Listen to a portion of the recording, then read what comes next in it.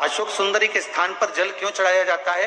क्योंकि भगवान शंकर की सबसे छोटी लड़की जो है वो अशोक सुंदरी है। और ये जो छोटी लड़की है अशोक सुंदरी, ये नारी को अखंड सौभाग्यता का वर प्रदान करती है। कौन सी नारी को? किस नारी को अखंड सौभाग्यता देती है? तो महाराज शास्त्र कहता है, जिस नारी के भाग्य में लिखा होता है कि उसको वैधव्य होना है, इसके पति को समाप्त होना है, अगर वो नारी अशोक सुंदरी वाली जगह पर जल चढ़ा देती है तो पति पर अगर काल भी मंडरा रहा होता है तो मां अशोक सुंदरी महाकाल से कहकर काल को टाल देती है। वो अशोक सुंदरी का शास्त्र कहता है, सौभाग्यवती नारी जितना भजन पूजन करती है, सौभाग्यवती नारी जितना भगवत नाम स्मरण करती है, भगवत पूजन करती है, व्रत करती है, साधना करती है, तप करती है, पूजन करती है, पाठ करती है, आराधना करती है, अर्चना करती है, उस सौभाग्यवती नारी का किया हुआ दान, पुण्य, धर्म, भजन, कीर्तन, स्मरण, सेवा, चाकरी उसके पति के भी काम आती है और उसके पुत्र और पुत्री के भी काम आती है। एक सौभाग्यवती नारी के द्वारा किया, आवाज पकड़ रहा है, एक सौभाग्यवती नारी के द्वारा किया गया भजन, पूजन, स्मरण, संकीर्तन, नाम जाप, नाम कीर्तन उसके पति के भी काम आए और उसके बच्चों के भी काम आए। देखिए कितना सुंदर शिव महापुराण में चरित्र आया है वृंदा देवी का, कि वृंदा जितना नाम जाप करती है, वृंदा जितना नाम भजन करती है, वृंदा जितना नाम स्मरण करती है, उसके पति को उसका लाभ है।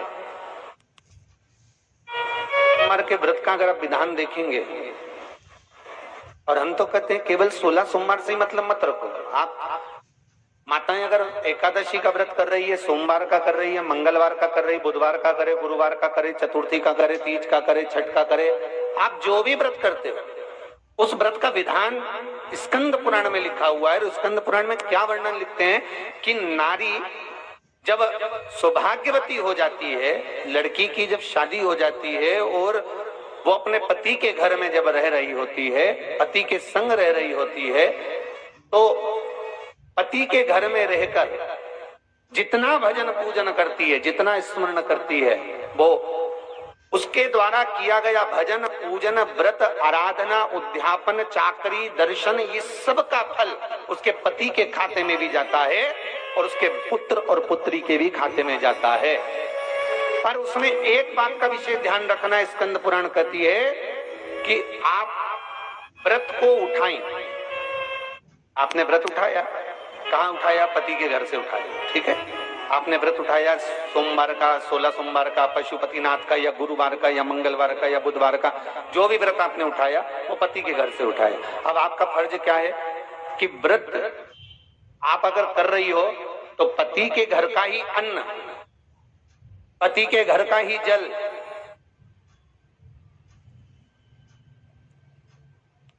पति के घर का ही सुख आनंद महाराज हमको प्राप्त हो।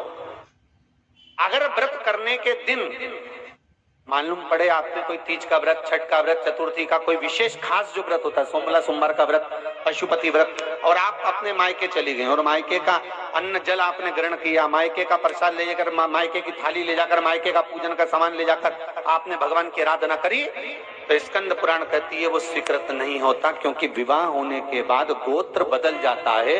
उस गोत्र का अन्न चाहिए, उस गोत्र का भाग चाहिए।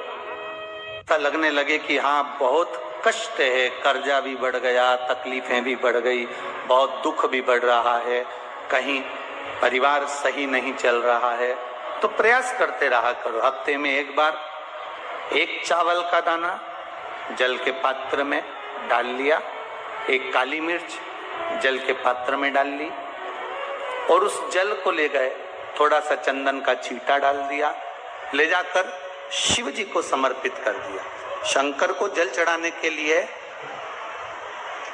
5 स्थान हैं जहां शिव को जल चढ़ाया जाता है और शंकर उस जल को स्वीकार करते हैं, जिसको पंचगंगा कहा गया।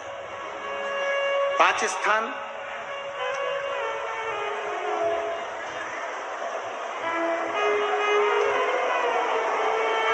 अच्छे से समझ लीजिएगा, जब भी शिव मंदिर में जाएं तो ये 5 स्थान शिव को जल चढ़ाने के लिए।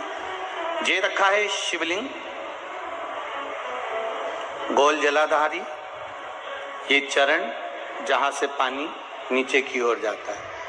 शंकर भगवान के 13 बच्चे हैं, 13 की 13 बच्चे, शिव जी का संपूर्ण परिवार, 33 कोटि देवता, 64 योगनियां, सब शिवलिंग के आसपास में।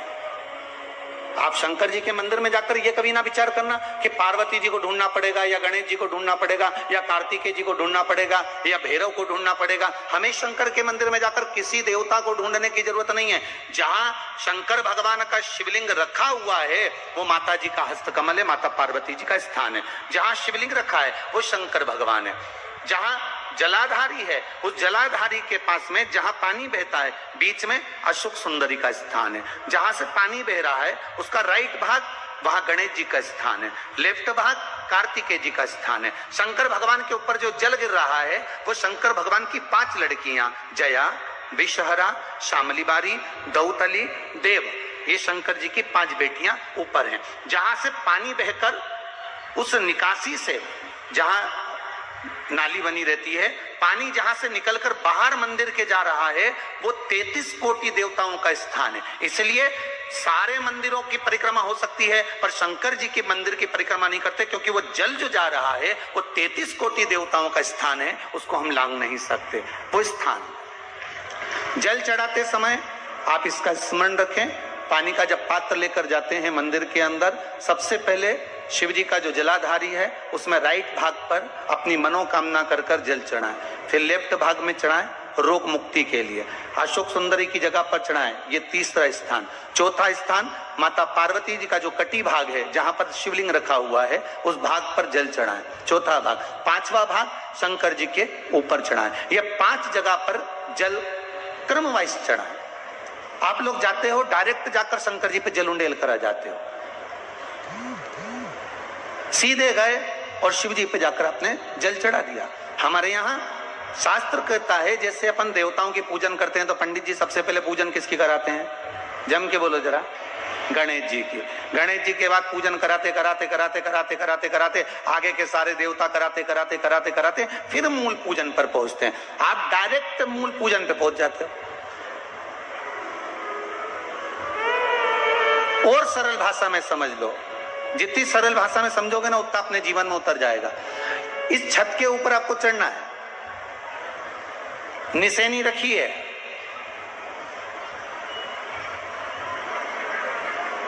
पाए लगे हुए हैं, आप कैसे चढ़ोगे? एक एक पाए पर पांव रखकर चढ़ोगे कि डायरेक्ट पहला पे रखोगे आखिरी पर? जम के बोलिए जरा, एक एक पाए पर पांव रखोगे ना कि धीरे धीरे हमको चढ़ना है। उसी तरह शिव मंदिर में पहुंचने के बाद पहला गणेश स्थान, कार्तिकेय स्थान, अशोक सुंदरी का स्थान। अगर आपको ये जानकारी उपयोगी लगी हो तो वीडियो को लाइक तथा कमेंट में हर हर महादेव लिखें। महादेव आपकी भी सभी मनोकामनाएं जरूर